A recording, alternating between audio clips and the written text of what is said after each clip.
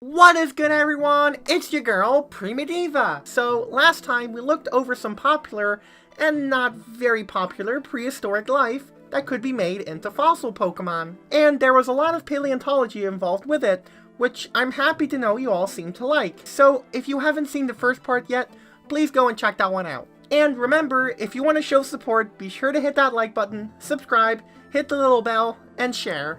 Now, what's beautiful about fossil Pokemon is that there's countless prehistoric animals that haven't been made into Pokemon yet, so I could honestly even add 10 more parts to this series. I might make more in the future if the people want it, but for right now, enjoy my top 8 fossil Pokemon for Pokemon Sword and Pokemon Shield, Part 2. And as always, the artists will be linked in the description below.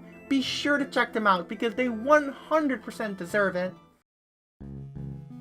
Alright, time for another popular one I'm sure everybody knows. The awesome Spinosaurus. You might think that it lived on land, but you'd be wrong. It actually was semi-aquatic and mostly fed on fish. It was one of the few semi-aquatic non-avian dinosaurs. You might think mosasaurs or plesiosaurs fall into that category due to popular belief, and I wouldn't blame you for it, but those are actually marine reptiles, they're not dinosaurs. It lived in the Cretaceous period from 112 to 93.2 million years ago, and it could get pretty damn big, with the biggest Spinosauridae species, the family the Spinosaurus is in, being the Spinosaurus aegyptiacus. It was pretty damn huge, weighing an estimated 6 to 20.9 tons, which is 7,000 to 21,000 kilograms, and being as long as 49 to 59 feet, or 15 to 18 meters, being the longest and heaviest theropod to date, and that sure is an impressive feat.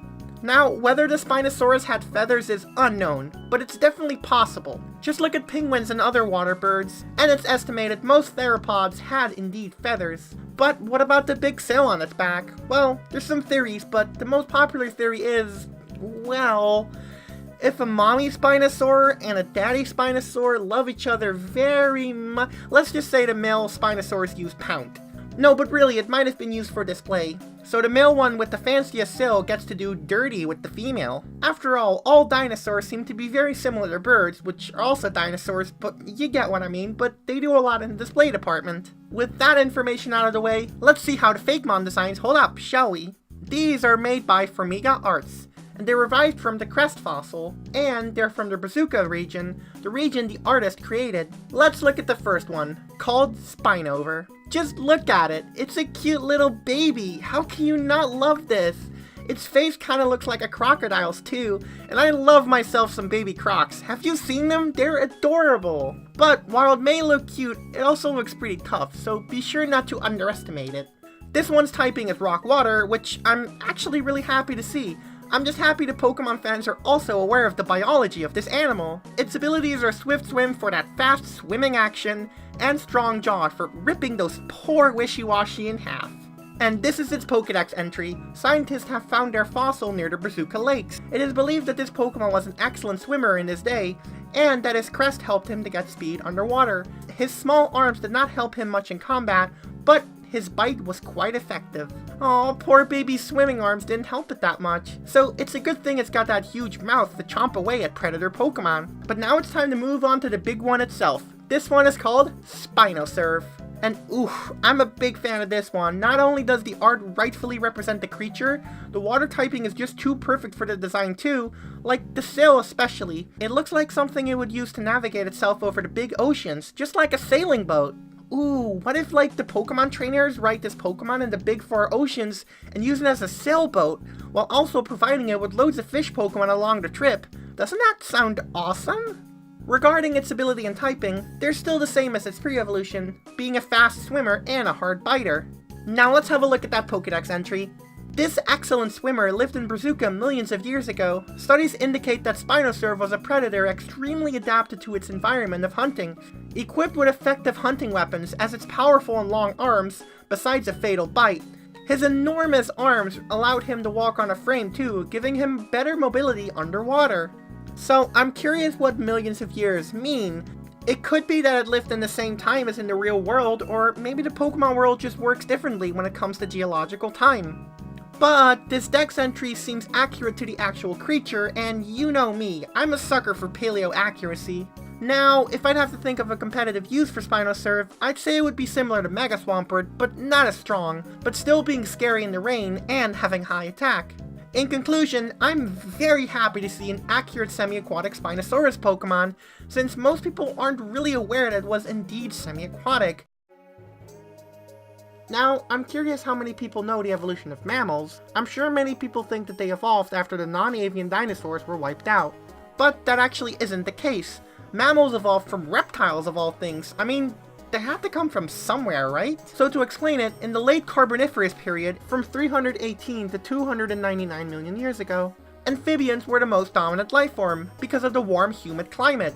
But then, the climate of the Earth became cool and dry, forcing them to split into two lineages. The early Sauropsids, the ancestors of all reptiles, birds, and non-avian dinosaurs, and the early Synapsids, which are the ancestors of all mammals. Now, most early Synapsids look nothing like mammals, and more so just reptiles. But then, over time, Pelycosaurs, a group of synapsids which includes the famous Dimetrodon, evolved into a group of synapsids known as Therapsids. Many of the traits we consider mammalian appeared within early Therapsids, and some even looked like weird mammals. Now, fast forward to the extinction event known as the Big Dying, or as I like to call it, capital F. At the end of the Permian period, 252 million years ago, this wiped out 70% of terrestrial life and 96% of marine life, being the biggest and most devastating extinction event in the history of Earth. Luckily though, some Therapsids survived this, and thanks to this, Jeremiah was birthed, one of the first true mammals ever in the late Jurassic period. Unfortunately, during the time of the dinosaurs, we were mostly just small shrew-like animals due to all the niches being taken over by the dinosaurs, until the meteor hit, and we finally got our chance to diversify. But, back to Therapsids. There's a very special one I'm fond of that will take up the number 6 spot. These are Gorgonopsids, a species of Therapsids that belonged in the Theriodon group. The group lived in the middle to late Permian period, spanning from 270.6 to 252 million years. The largest Gorgonopsid being the Eidonstransevia, reaching up to 11.5 feet or 3.5 meters in length. They were freaking hardcore. I mean, just look at those fangs. They were the dominant predators of their time, and you can tell. Now, the Fakemons I have here are based on just general Gorgonopsids, so there's not much use to go into too much detail. These designs are by T-Rex and are revived from the Fang fossil. Let's have a look at the little one, called Gorgosine. Just look at those colors! Orange and purple is a very nice combination. It's a very vibrant creature, which often in nature means that an animal is poisonous. Great fit to its rock and poison typing, which is a very unique combination, only shared by Nihilego. Now, its ability are Poison Point and Poison Touch, which both fit really well with a poisonous looking Pokemon. Now, for the first time, the artist unfortunately didn't leave any dex description, but they did ask for dex suggestions, so you know what? I decided to take a crack at it. Don't be fooled by this Pokemon's seemingly weak and small appearance. From the fossil records, it's shown this Pokemon had poisonous glands all over its body that it could activate to protect itself from harm. So, how's that for a dex entry, huh? I figured that Gorgosine have to have some type of strong defense mechanism to help it against predators, similar to the poison dart frog and blue-ringed octopus. I believed it would have fed on mostly smaller Pokemon, and not trying to mess with something too big. At least until it reaches its second stage, which is called Giga Gordon.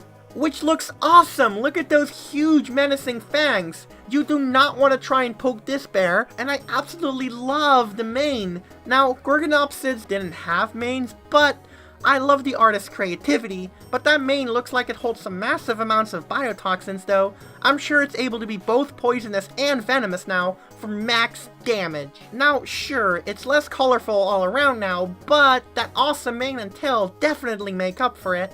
As per usual though, its typing is the same as its previous form, and its base ability is the same. However, its hidden ability is now Fur Coat. I mean, it's got all that fur, so I'm assuming it combines its poison with its fur, thereby allowing it to take hits better. Just a theory though. So with this one there isn't a Pokédex entry either, so here's my own. While Giga Gordon is extremely dangerous on its own, when hunting together in packs they become even more threatening, being able to take down herds of prehistoric Pokemon with their fearful toxic bite force. I believe that just like lions, this Pokemon will hunt in packs too. And again, those teeth, I mean, those teeth! It can definitely take down a Pokemon easily, and even if that doesn't do the trick, the venom that it secretes will likely finish the job quickly too. If this awesome beast will go the competitive route, I'm sure it'll be fast with high attack and good defense, thanks to Fur Coat, something you wouldn't want to mess with even in the metagame. To wrap it up, this line is just awesome. Nuff said. I love Gorgonopsids, and like I said before, more unpopular prehistoric animals need to be made into Pokemon. That's how you get fantastic stuff like this. Back to something popular again, which seemed to be the pattern I was working with in part 1, so I'll repeat it again in this part. I'll get straight to the point and talk about the animal that'll be taking up the number 7 spot, which is the Stegosaurus. Now, Stegosaurus were pretty big as you'd expect. The biggest Stegosaurus grew to 29.5 feet, or 9 meters in length, and weighing up to 5.3 to 7 metric tons, or 5,300 to 7,000 tons. So definitely a huge and very marvelous creature. Stegosaurus was a thyreophorans dinosaur, which are dinosaurs that lived from the early Jurassic to the late Cretaceous. It was also an ornithischian dinosaur, which were herbivorous dinosaurs identified by their pelvic structures that is similar to modern dinosaurs. Now, the Stegosaurus specifically lived in the late Jurassic from 155 to 150 million years ago, but there were of course many other Stegosaurids alongside Stegosaurus. One thing that comes to mind when thinking about this animal are its plates, which were actually likely used for display instead of defense. But you want to know what was used for defense? Its tail, awesomely dubbed a Thagomizer, which just sounds too freaking badass. And they were for hitting, and hitting hard. Hell, scientists even at one point thought it had a second brain in its tail to control its reflexes to defend itself. However, as you probably guessed, that wasn't the case. Now, the reason they thought this is because the brain of the Stegosaurus wasn't that big, no larger than one of a dog, but when you're just grazing on low-growing plants and shaking your tail when anything looks at you funny, you don't really need a big brain. But now that we've got the fun facts out of the way, let's look at the Fakemon designs. These are by Tin Uvion and are revived from the Shield fossil. And ooh, look at this thing, it's freaking cute! Those little legs, they're so small, just look at them! And look at those big eyes, they shine of babiness! It's a baby, a babble, a bubbles! Anyway, this adorable little Pokemon is called Stebble. It's a rock type and it's got the ability Solid Rock, and its hidden ability is Sturdy. You can't get that little cutie wootie get hurt after all, so those abilities are perfect. Let's see what neat deets we can see in its Pokédex entry though. Let's have a read. Its body probably sported a pattern to hide it between rocks. Until this day, many rumors occur about what its plates were actually used for. Confusion of enemies is the most likely though. Aw, poor thing, it looks like it needs to hide a lot to avoid predators. I hope every single Stebble makes it to adulthood, that's for sure. And once it does, it'll turn into this beautiful creature called Steinigo. Look at those beautiful plates, we got ourselves a whole rainbow, y'all. Yeah, it might be a simple design combining a Stegosaurus with rainbow plates, but honestly, if it works, it works. I'm really digging this one, and I would 100% put it on my team, just because of how gorgeous I think it looks, and cute as well. It also reminds me of the Crystal Cave and Crystal Crossing dungeons from Pokemon Mystery Dungeon 2. Ah, such an amazing game. Its typing is now Rock Fairy, which fits like a glove, and its ability is a unique one created by the artists themselves, and it's called Dazzling Shine. It decreases the opponent's accuracy by 1 stage during sunlight. In double/triple battles, only the opponent in front of Steinigo is affected. That's certainly an ability that's unique. I wouldn't have thought of it myself. It seems to have a pretty interesting niche. But let's not forget about its hidden ability, which is Sandstream, which is just a really good ability. Now let's have a look at this text entry. I wonder if it says anything about the pretty plates. It probably used the shards on its back in combination with sunlight to blind or confuse enemies. Despite the shards being made out of crystal, they are not very valuable. Alright, awesome! So it's like an actual Stegosaurus, but not entirely. Unfortunately, there's nothing said about using its tail for defense, but I'm sure it did. After all, what's a Stegosaurus without an awesome Thagomizer? Now regarding battling, what competitive use could this Pokemon have? Well, I can imagine it having high special defense that it could combine along with Sandstream, therefore boosting its special defense even more, along with hitting foes hard with its awesome Thagomizer. To be honest, I wasn't sure if I wanted the third dinosaur in this two-parter, but the design of these really inspired me to do so anyway because of how well designed they are. And you know what? I'm really glad I did in the end.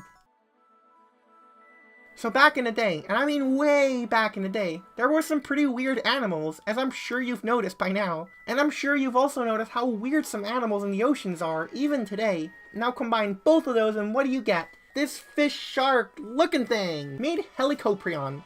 Now, it may look like a normal shark-like fish, if that's even normal, but it had a unique set of teeth in its mouth. It had a row of teeth shaped like a saw on the bottom of its mouth. This was the only row of teeth it had, and its function was to slice soft-shelled animals like squids while also shoving it down its throat at the same time. It lived from the early Carboniferous 280 million years ago and survived the capital F I was talking about earlier, but unfortunately it went extinct in the early Triassic 230 million years ago, so it lived for 50 million years, which is pretty good. It was part of the Eugeneodontata order, which are all bizarre cartilaginous fish that possessed unique tooth whorls, which are the strange saw-like teeth.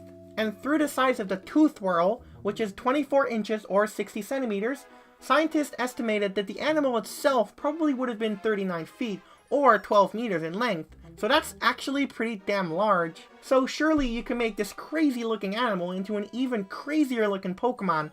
And spoiler alert, the artist definitely did. These designs were posted on the Pokemon art page called Boltbeam on Tumblr. Love the name. Specifically, these wacky designs were created by one of the two admins of Boltbeam, called Adam, whose Tumblr is Adam Dreyfus. With that out of the way, let's have a look at this strange line, which are revived from the Vortex fossil. Let's have a look at the first one. This crazy thing is called Goshark. And look at it, just look at it. Its design is pure craziness personified. It looks like a can opener, it's got a literal actual jaw in its mouth, like a metal one, but it's also a skeleton as well?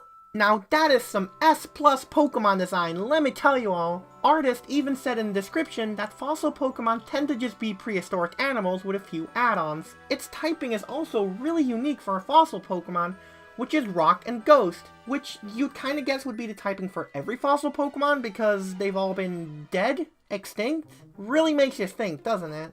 The artist only specified Storm Drain as an ability, so no hidden abilities unfortunately. Let's not forget about its Pokédex entry though, which is again strange as well. Let's read it.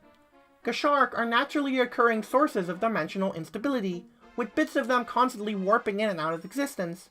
Though their natural habitat seems to have been the ocean, the fossil records indicate that they could have survived just as easily on land, or even phased inside of solid objects. Gashark were sources of great confusion to paleontologists, as they would occasionally teleport themselves and small chunks of their habitat into distant locations, creating seeming errors in the fossil record in the process. A can opener saw skeleton Helicoprion that warps itself in and out of existence? Damn, and I thought it couldn't get any more crazier. This just oozes with creativity. I especially like the bit where paleontologists just don't know what the hell is going on with the fossils.